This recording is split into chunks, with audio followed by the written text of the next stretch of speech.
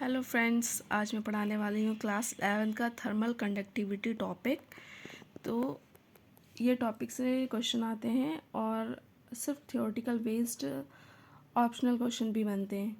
तो सबसे पहले हम थर्मल कंडक्टिविटी में फ्लो ऑफ हीट जो फ्लो होती है वो कैसे फ्लो होती है और कौन कौन से मेथड के थ्रू फ्लो होती है, यही इसमें पढ़ना है।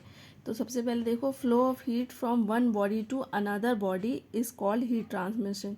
एक बॉडी से दूसरी बॉडी में हीट का फ्लो ही क्या कहता है, हीट ट्रांसमिशन कहलाता है। और ऑलवेज हायर टेम्परेचर से लोअर टेम्परेचर की तरफ हीट फ्लो होती है।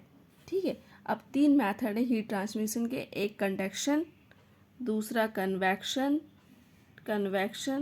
और तीसरा रेडिएशन।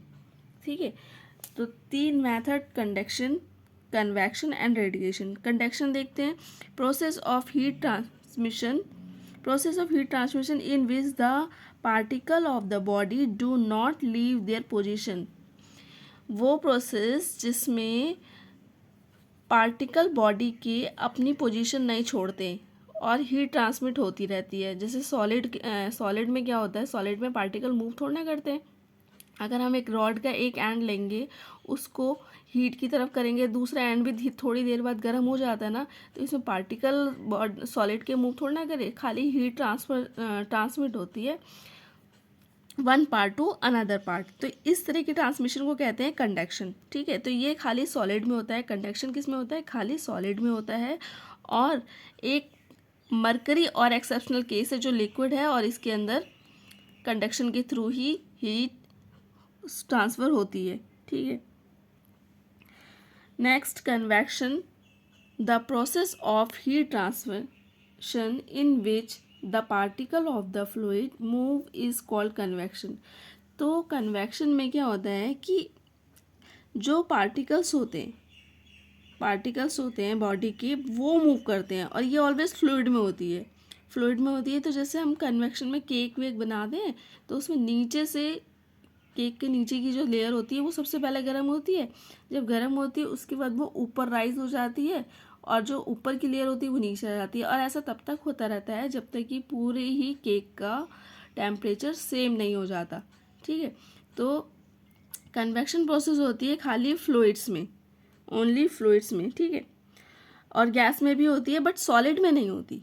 गैस में भी होती है बट सॉलिड में नहीं होती। अब दूसरा आ जाता है रेडिएशन। तो when heat energy also transmitted in the form of electromagnetic wave from hot body।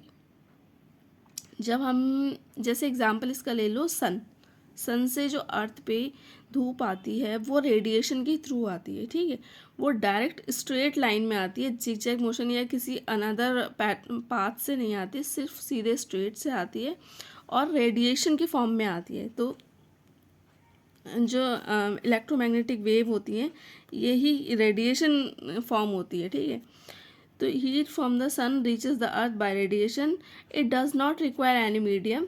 इसको कोई मीडियम की ज़रूरत नहीं होती ट्रांसमिट करने के लिए, और ये स्पीड ऑफ लाइट से ट्रांसमिट करती है और ऑलवेज स्ट्रेट लाइन में होती है।